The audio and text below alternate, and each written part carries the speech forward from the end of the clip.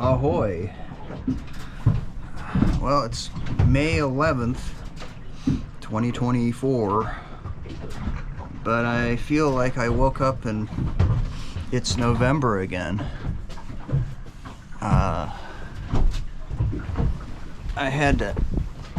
It's gonna be blowing, I don't know, 20 to 25 today.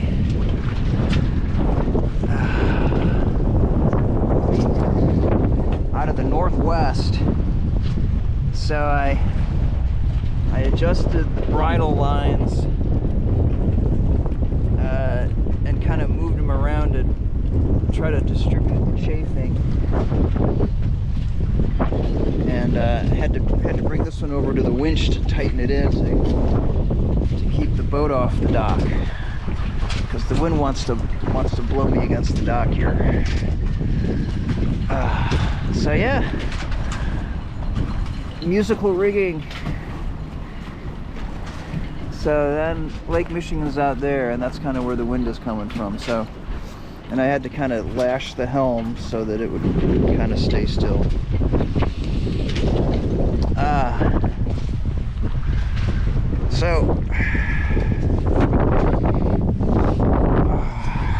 So yeah, it's better just to stay down below today. Some of you have been asking about the status of the boat. Well, one thing was I got these, and the yard helped me out. Rebedded these two transducers. This is the depth transducer, and this is the speed transducer. And because they were leaking, at least I think this one was leaking, so we just rebedded both of them, and now they're dry. They don't leak, so that's off my mind. You gotta fix the leaky things first, right? There you go. And yeah, that's all the holding tank plumbing there, yeah. And then this is where I sleep, but it's all, you know, I had to upend it to check on this. Alright. So, the other thing, I've been hooking up the plumbing. The plumbing has been my another concern of mine. Here's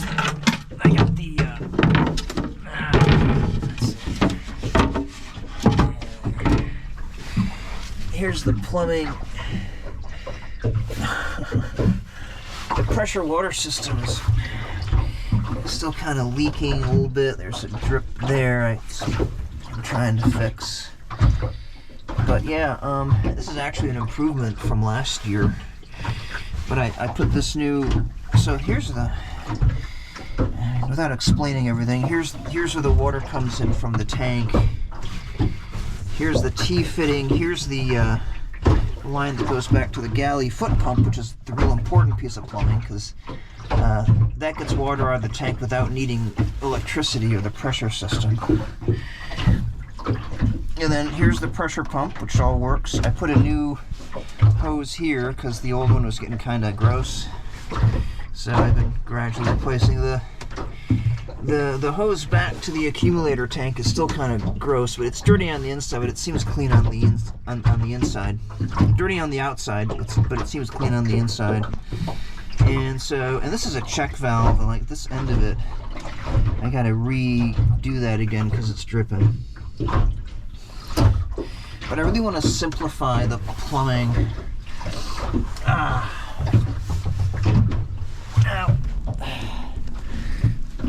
Man, it's noisy in the quarter berth with the waves hitting it, but it was noisy in the forward cabin too, so I didn't get a lot of sleep last night.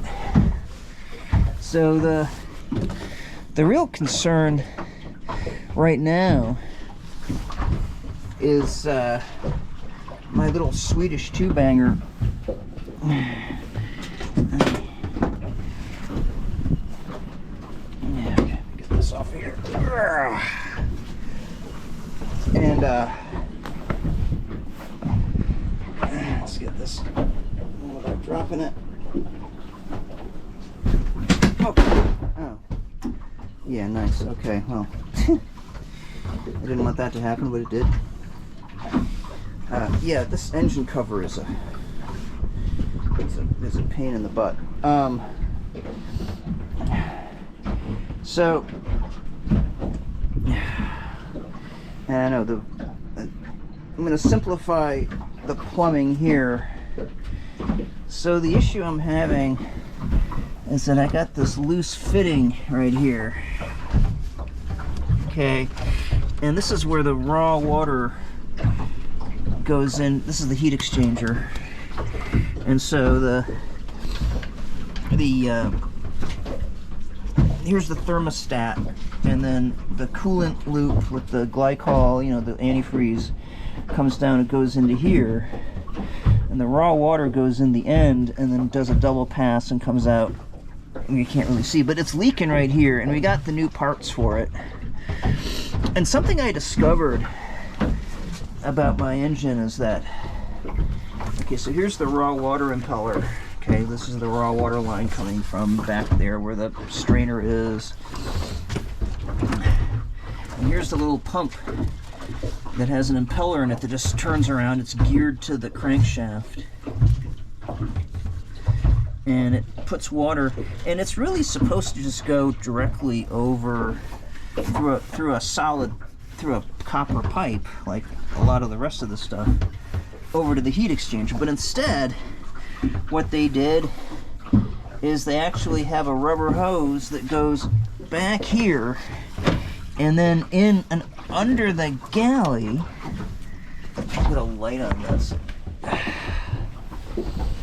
You can see there's an anti-siphon loop up there with a bunch of other, mixed in with a bunch of other plumbing, or some other, with another hose actually, but there's an anti-siphon loop, and then it comes back down, and then it comes to here, and then it goes into the heat exchanger. And it's really supposed to just be a just a copper pipe,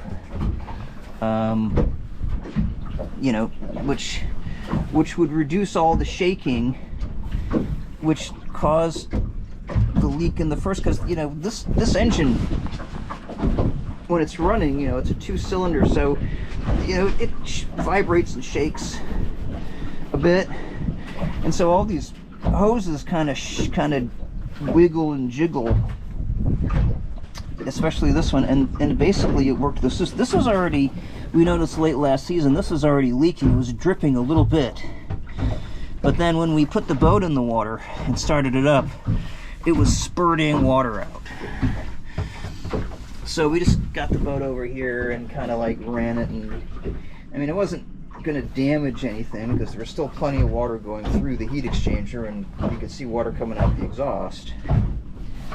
So we're going to replace this, and the parts came all the way from Sweden yesterday. They arrived, and so it'll have like what Volvo recommends is the solid, you know, the copper pipe that goes from the impeller pump to the heat exchanger.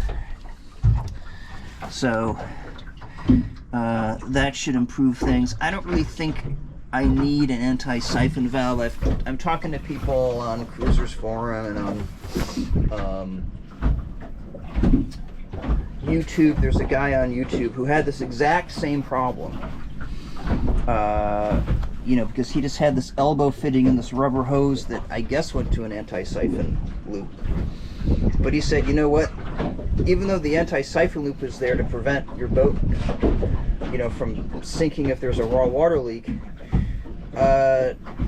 these rubber hoses that you need for the anti-siphon loop tend to cause the leaks in the first place because they're shaking around so much.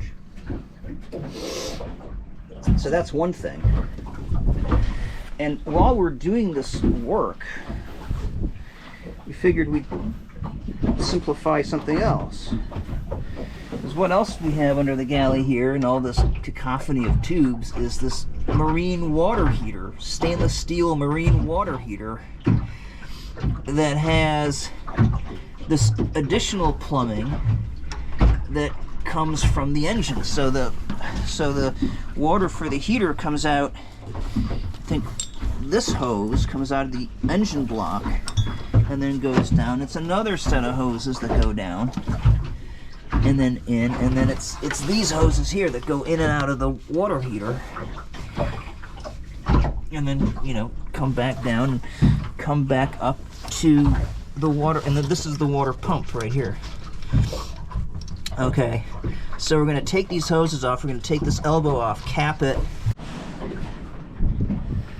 For some reason my camera keeps stopping. So we're going to, you know, take this hose off here and then cap it and cap that, and then I can clip the electric, because it also has that electric cord, because it has a it's a heating element where if you're plugged into shore power, you can have hot water at the dock. But if you're at the dock, you just go up and use the bathroom and the shower in the marina. So it doesn't make any sense. It's kind of silly. And in fact, that hot water element, that heating element, is burned out. And so I would have to replace that, and that would be expensive. So the whole idea of, you know, pressure hot water on this makes it more complicated, and it's more stuff that can leak, and it's just a silly idea. I don't know, it's a luxury thing afloat. I think the best way to have water, and I've had to think about this, but I think that the best way to manage water on board is not to try to emulate what you have on land. You know, here you got a faucet, and this is great. You got like a sprayer, and, you know, I got the pressure water off now because it's still got a leak I'm dealing with. But yeah, you know, here you got like hot and cold, and there's still some pressure in here, so I can turn this on and show you. See that? Isn't that nice? Oh, look at that, flowing water. And then you'd have hot water, right? But it's not hot. And, you know, it's all kind of fancy, right? But it's like, what the heck? You're just gonna waste a lot of water. Look, I've only got a 38-gallon tank that's under the settee there. And if I'm an anchor for several days, really, all I really want to use is this foot pump. So this takes water directly out of the tank. I have the drain seacock closed, so it's not draining. Okay, so that's what you need for water right there. A nice foot pump, a whaler. It's reliable. It doesn't need electricity, and you got fresh water coming out of your tank. And I've also got, for drinking, I've got this jug. And really what I want to do is, you know, my wild hair, and I'm having a spirited discussion with the Sun Cruisers Forum as well, just take out the pressure water system, right? Because it's got all that complicated junk down there, leaks. You got to disconnect it all to winterize. You got to blow the water out of it. Make sure so you got to bring an air compressor on board to do that, and then getting it reconnected, as I'm experiencing, is a giant pain. So get rid of a lot of that junk. And also, the accumulator tank is just, it's not in a good place. So there's the pressure pump, and actually there's another pump back there. That's the sump pump that pumps out the sump back there. And, you know, so there's all this complicated stuff on here that I would just assume just get rid of, because, you know, the simpler stuff is, the more reliable it is. And what you want to have on board, especially if you're going off grid, is reliability. And so, step on the engine here to get up. So, go down into the lazarette. I'm not going to go down in the lazarette because I go down there too much. But now, you can't really see it, but the accumulator tank is actually down there. You can kind of see it's got that orange thing on it. It's kind of that green and orange. I don't know if you can see it. But that scungy hose goes back there, because that's the only place you can mount an accumulator tank and have it be somewhat vertical. And then the line goes back, and there's sharp bends in the pipe, so those are the hose. Those are potential leaks. Okay, so that's another problem. Now, I took this panel. There's a panel right there that I took out. It normally sits here and it covers up, but that stainless steel thing there, that's the hot water tank. And so once we get that disconnected from the engine and everything capped, then I can just, you know, clip the electrical circuit, maybe go into the switch there and take it out, and then just unbolt it, and then just pull that whole tank out, and I'd have a lot more storage. All right. Here's a few other things. This looks like a scuba tank. That's actually a compressed natural gas tank, which is now empty, so the meter's at 0. But this boat came equipped with compressed natural gas for cooking. And that was a big thing like in the early 90s, but guess what? Nobody does it anymore. I can't get any support for it, and I'm not even sure that I want to have a giant tank of compressed natural gas on my boat. Okay.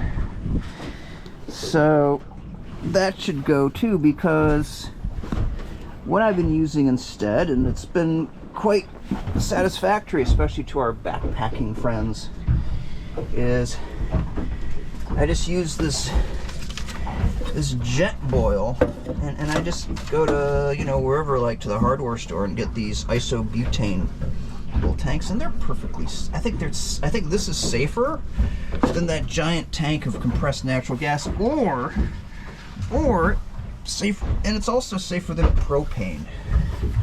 Oh, my tea. Yeah, it's gone cold. All right.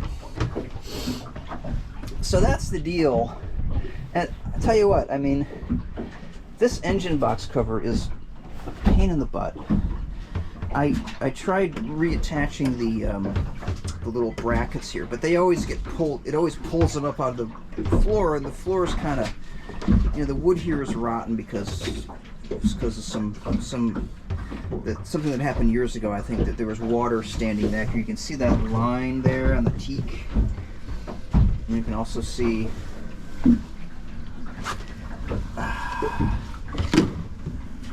that's you can see a line there where there had been water sitting in this boat for quite a long time that damaged the cabin sole. And so the wood that would anchor these wood screws is rotten, and so it doesn't really hold up, because this should just sort of lean back, and this will hold the engine cover, but it always, as you saw, it always like falls when you try to open it up. All right, and I can hear the waves slapping against the hull there. So, oh, and the other problem, because you know this is an engine that Volvo built in the late 80s and the early 90s. It's part of the 2000 series, right? Because you can imagine the last decades of the 20th century, calling something 2000 was like, meant it was all advanced or something. Now it's a great engine. It's very reliable. It just, it starts up and it just runs, right? So I really got no complaints about this little Green Goblin, but it's been getting hard to find parts. And take the alternator belt here, right? And in fact, there is a spare. This is the spare belt. It's a Volvo 966906. Okay, that's the part number, but they're hard to find. Although this is part of like this kind of onboard. You can see it in like in Swedish and English and French, and I guess I don't know what those other languages are. I guess that's Portuguese. I don't know. That's part of this. But yeah, I went to the auto value store and I gave him this Volvo part number, and this Gates 7355 is the belt that I can use in place of the Volvo belt. And then also, like, you know, so this is a fuel filter. You can still get the Volvo fuel filter, or no, the oil. This is the oil filter right here, and we changed this in the fall when we changed the oil. And this is the fuel filter.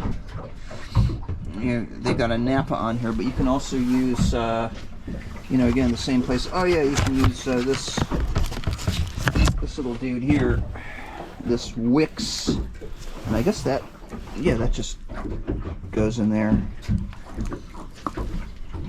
So when the mechanic comes and helps me with all this, I'm also gonna have him. I'm gonna try to do it and have him kind of help me. Hopefully he'll be willing to do that, because I need to know how to do like stuff like change the fuel filter, and I already know how to change the oil in the oil filter. But when you change the fuel filter or do anything that like opens up the fuel system, you got to bleed so this is the fuel pump. There's several different pumps on this. So this is like kind of the primary fuel pump, and it's got this little thing that you pump up and down, so you can kind of activate the fuel pump manually, right? Because if you open up the system, like replace the fuel system, you've got to bleed the air out. And so I think what you have to do is like open up like these nuts up here, and you know, pump it and like let the air come out. And once you don't see air coming out, then you can close up these, and then you got to clean up all the fuel. Yeah, so yeah, so yeah, so this has been my main concern. So I'm going to simplify this. A lot of these hoses are going to be gone, okay? Because I'm going to bypass these bolts hold the anti-siphon loop in place. So I'm going to bypass that just with a hard copper pipe, which is what should be there. And then I'm going to take off this plumbing, this tube for the hot water tank. This hose will stay. This is a hose that goes to the overflow, so that this hose goes down, and because there's no space under the box here for the tank, for the expansion tank. So there's the little expansion tank right there with the cap on it. That has a little leveler thing on it. So there's the thin hose that comes out, and there's a thicker hose that goes down from that to go back and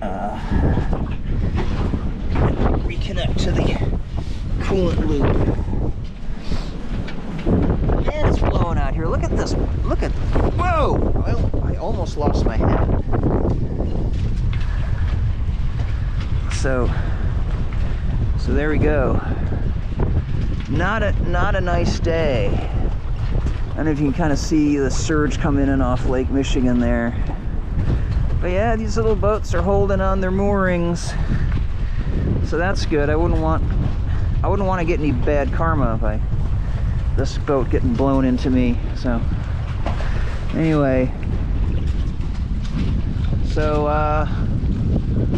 yeah, so today we're just gonna be hunkered down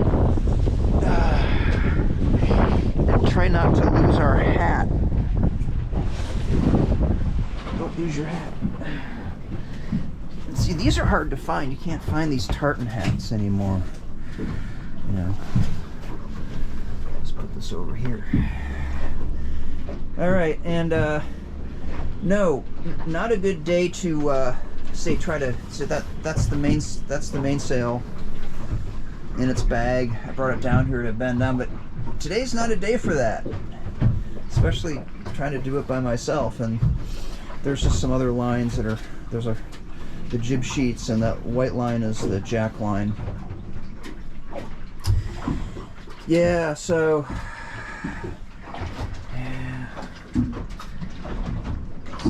that's we're gonna simplify the engine cooling system and simplify the plumbing, and then maybe later simplify it even more, get it down. I mean, really all you need are 2 hand or foot pumps, one for the one that's in the galley already, but there's no foot pump in the head. The head is just the head. Get around this thing. Oh God. Just step over it. Okay. See, the head. Yeah.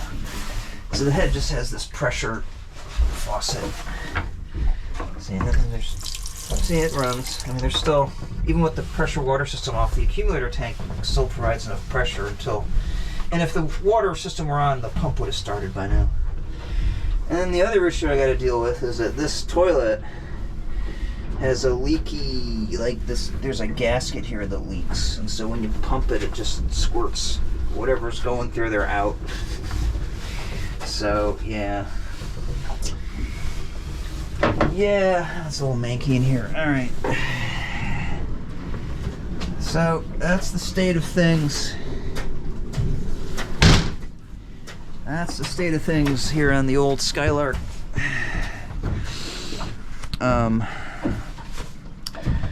Yeah, so it's only about 9 in the morning. Is it 9? Oh, it's 9:45. Hey. So yeah, you can see also that the wave action kind of pushes the rudder around, and so I had to kind of lash the wheel there to keep it from spinning too much, putting too much wear and tear on the system. So there it is. Here we are. And it still feels like the gales of November in the middle of May.